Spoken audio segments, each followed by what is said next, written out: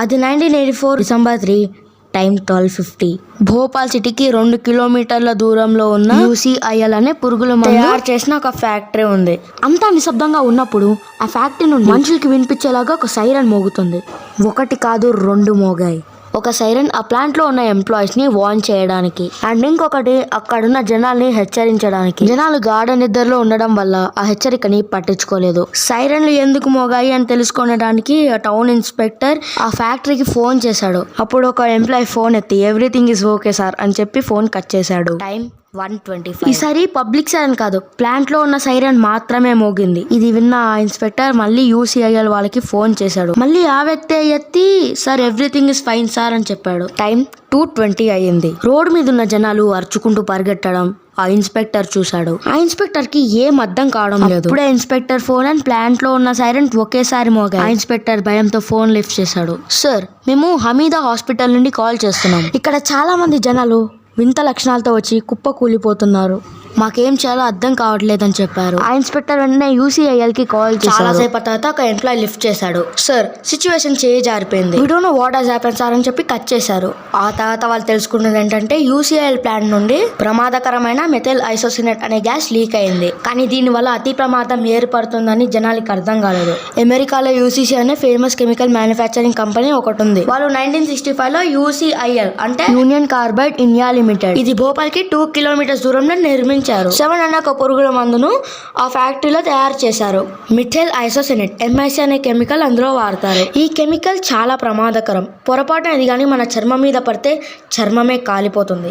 ఈ MICని గ్యాస్ రూపంలో ఉన్నప్పుడు పీలిస్తే మనిషి ప్రాణం కోల్పోతాడు. అలాంటి MICని స్టోర్ చేయడానికి 3 ట్యాంక్స్ ని ఉపయోగించారు. అవే E610, E611, E619. ఆ తర్వాత క్యాన్ని నైట్రోజన్ గ్యాస్ తో నింపుతారు. ఈ ట్యాంక్ అండర్ గ్రౌండ్ స్టోరేజ్ లో ఉంచుతారు. ఎప్పుడు కానీ 30 టన్నుల కంటే MICని కంటైనర్ లో ఉంచకూడదు. ఈ రూల్ ని పట్టించుకోకుండా వాళ్ళు 40 టన్స్ కంటే ఎక్కువ MICని కంటైనర్ లో ఉంచుతున్నారు. ముందు దీనికి లాభం ఎక్కువ వచ్చేది, కానీ 1980s లో ఇవి నష్టాల్లోకి వెళ్ళిపోయాయి. ఎందుకంటే మనుషులు పెస్టిసైడ్స్ ని వాడడం పూర్తిగా తగ్గించేశారు. ప్లాంట్ హైయర్ అఫీషియల్స్ కూడా దీన్ని పట్టించుకోకుండా వదిలేశారు. దీనివల్ల ప్లాంట్ లో పాడైపోయిన పైప్స్ ని అలానే వదిలేశారు.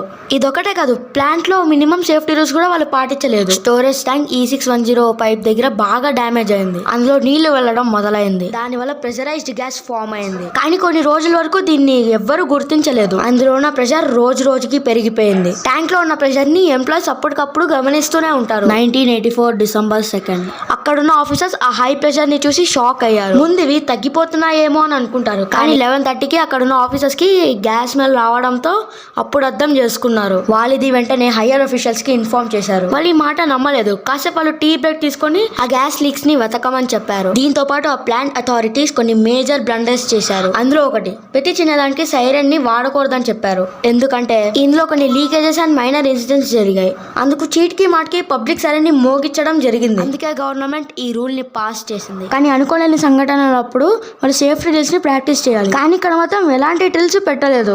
నైట్ 12:40 స్టోరేజ్ ఉన్న రూమ్ లోకి వెళ్తే అక్కడ E610 ఒక భూకంపంలో పేలిపోయేదానికి ఉంది. అది చూసిన ఆఫీసర్ కి ఒక్కసారిగా చెమటలు పట్టింది. ఫస్ట్ అది న్యూట్రలైజ్ చేద్దామని అనుకున్నాడు, కానీ ఆయన దగ్గరికి వెళ్లేలోగే ఆ టిన్ క్యాప్ ఊడిపోయింది. దానివల్ల కెమికల్స్ గాల్లో కలిసిపోయింది. దానివల్ల ఫ్యాక్టరీ, హాస్పిటల్, సిటీ మొత్తం కుప్ప కూలిపోయింది.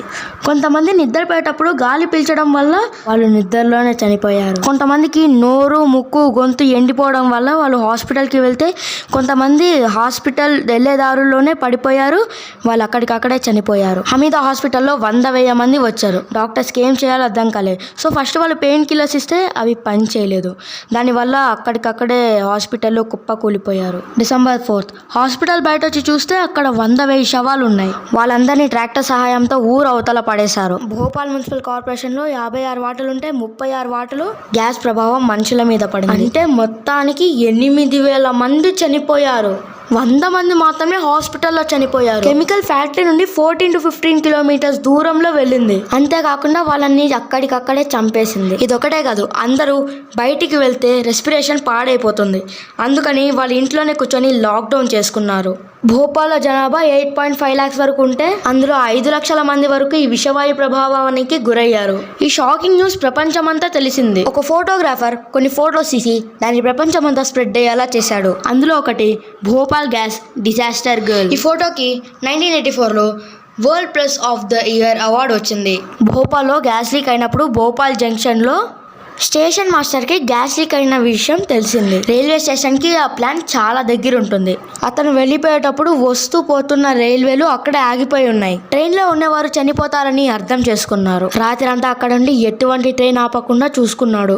కానీ సాడ్ న్యూస్ ఏంటంటే అతను ఆ రైల్వే స్టేషన్లోనే చనిపోయారు. ఎంతో మందిని కాపాడినందుకు అతని మెమోరియల్ ని అక్కడే నిర్మించారు. ఇది ముందుగానే ఒక జర్నలిస్ట్ పసిగట్టాడు. 4 ఆర్టికల్స్ ని రాజ్ కుమార్ కేశవాని పబ్లిష్ చేశాడు.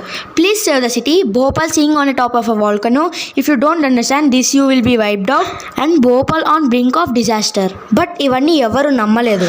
ఒక బిజినెస్ మ్యాన్ స్వార్థం అండ్ అతని నిర్లక్ష్యం వల్ల ఇంత చూడాల్సి వచ్చింది. బట్ వాళ్ళకి న్యాయం జరిగింది. ఈ భోపాల్ డిజాస్టర్ కి మందు కనిపెట్టలేదు. ఇది వాళ్ళ పిల్లలకి కూడా ప్రభావం చూపిస్తుంది. ఇది కోవిడ్ మరణాల రేట్ ప్రకారం ఇది 6.6 times ఎక్కువ ఉంది. ఆ ప్లాంట్ కి దగ్గరలో ఉన్న మహిళల్లో ఒకరికి బ్రెస్ట్ మిల్క్ పార్ట్ పొల్యూషన్ వల్ల ఎఫెక్ట్ అయింది. ఆమె ఈ బాధ భరించలేక సూసైడ్ చేసుకొని చచ్చిపోయింది.